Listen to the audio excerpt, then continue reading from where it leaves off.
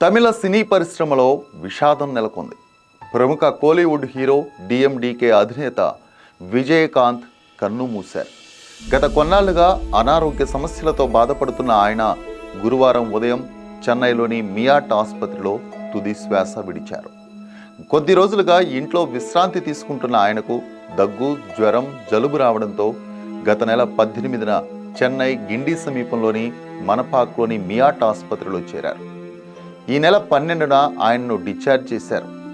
కొద్ది రోజులుగా ఇంట్లోనే విశ్రాంతి తీసుకుంటున్న ఆయన మళ్ళీ అస్వస్థత గురి కావడంతో మంగళవారం మియాట్ ఆసుపత్రికి తరలించారు కుటుంబ సభ్యులు. వైద్య పరీక్షల్లో విజయకాంత్కు కరోనా సోకినట్లు నిర్ధారణైంది. శ్వాస తీసుకోవడంలో ఇబ్బందిగా ఉండడంతో ఆయనకు వెంటిలేటర్ మీద చికిత్స అందించారు. కాసేపటి క్రితం ఆయన ఆరోగ్యం పూర్తిగా క్షీణించడంతో గురువారం ఉదయం విజయకాంత్ కన్నుమూశారు. విజయకాంత్ 1952 ఆగస్టు 25న మదురైలో జన్మించారు. ఆయన అసలు పేరు నారాయణన్ విజయరాజ్ అలగర్ స్వామి. చిత్ర పరిశ్రమలోకి వెళ్లిన తర్వాత విజయకాంత్గా మారారు. తల్లిదండ్రులు కేఎన్ అలగర్ స్వామి, ఆండాల్ అజగర్ స్వామి. విజయకాంత్కు భార్య ప్రేమలత, 2 కుమారులు ఉన్నారు. వారిలో ఒకరైన షణ్ముఖ పాండియన్ సగప్తం, మధుర వీరన్ చిత్రాల్లోనూ నటించారు. 27 వయసులో విజయకాంత్ తెరంగేట్రం చేశారు. ఆయన నటించిన తొలి సినిమా ఇనుక్కుం ఇలమై. ప్రతినాయకుడి పాత్రతోనే ఆయన ప్రేక్షకులకు పరిచయం అయ్యారు. అప్పటి నుంచి 2015 వరకు నిర్విరామంగా నటించారు. ఆయన కెరీర్ ఆరంభంలో కాస్త పరాజయాలు అందుకున్న విజయకాంత్ ఎస్ఏ చంద్రశేఖర్ దర్శకత్వం వహించిన దూరతు ఈడిములక్కం, సత్తం ఒరు ఇరుత్తరైలతో విజయాలు అందుకున్నారు. ఆయన నటించిన సినిమాల సంఖ్య 150కి పైగానే. 1984లో ఆయన నటించిన 18 సినిమాలు విడుదలవడం విశేషం. పోలీస్ అధికారిగా 20కి పైగా సినిమాల్లో కనిపించారు విజయకాంత్. ఆయన నటించిన ఆఖరి సినిమా సగప్తం 2015లో విడుదలైంది. విజయకాంత్ తన సినిమాల్లో ఏదో ఒక సందేశం ఉండేలా చూసుకునేవారు. దేశభక్తి సినిమాలైనా, గ్రామీణ నేపథ్య చిత్రాలైనా, ద్విపాత్రాభినయం చేయాలన్నా విజయకాంత్ అందరికంటే ముందుండేవారు. మరోవైపు కమర్షియల్ చిత్రాల్లోనూ సందడి చేసేవారు. ఇతరుల్లా కాకుండా ఆయన పారితోషికాన్ని ముందుగా తీసుకునేవారు కాదట. తనతో సినిమా నిర్మించే నిర్మాతలు ఆర్థిక సమస్యల్లో ఉన్నారని తెలిస్తే వారి నుంచి రెమ్యునరేషన్ కూడా తీసుకునేవారు కాదట. తన కెరీర్లో విజయకాంత్ కేవలం తమిళ చిత్రాలే తప్ప ఇతర భాషల్లో నటించలేదు. కానీ ఆయన సినిమాలు తెలుగు, హిందీలో డబ్బై అక్కడ మంచి విజయాలు సాధించాయి. శివప్పు మల్లి తెలుగులో ఎర్రమల్లెలు రీమేక్తో, జదిక్ కోర్ నీది తదితర చైతన్యవంతమైన సినిమాల్లో నటించడంతో కోలీవుడ్లో ముందుగా ఆయన్ను పురచ్చి కలయింగార్, విప్లవ కళాకారుడు అనేవారు. తర్వాత అభిమానులంతా కెప్టెన్ విజయకాంత్గా పిలుచుకోవడం మొదలుపెట్టారు.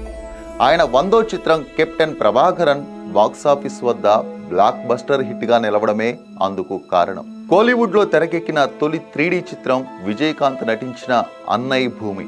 ఇందులో ఆయన రాధారవి, కన్నడ నటుడు టైగర్ ప్రభాకర్తో కలిసి నటించారు.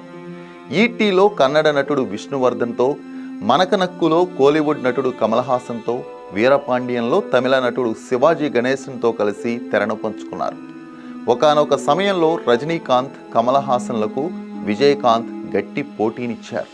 విజయకాంత్ దర్శకత్వం వహించిన ఒకే ఒక చిత్రం విరుధగిరి. అందులో ఆయనే హీరో. తన బావ ఎల్కే సుధీష్తో కలిసి వల్లారసు, నరసింహ, సగప్తం తదితర చిత్రాలను నిర్మించారు.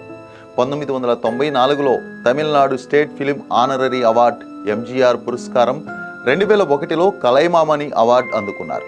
2001లో బెస్ట్ ఇండియన్ సిటిజన్ అవార్డు, 2009లో top 10 legends of Tamil cinema award, 2011లో ఆనరరీ డాక్టరేట్ పొందారు. పలు ఫిలింఫేర్ పురస్కారాలు అందుకున్నారు.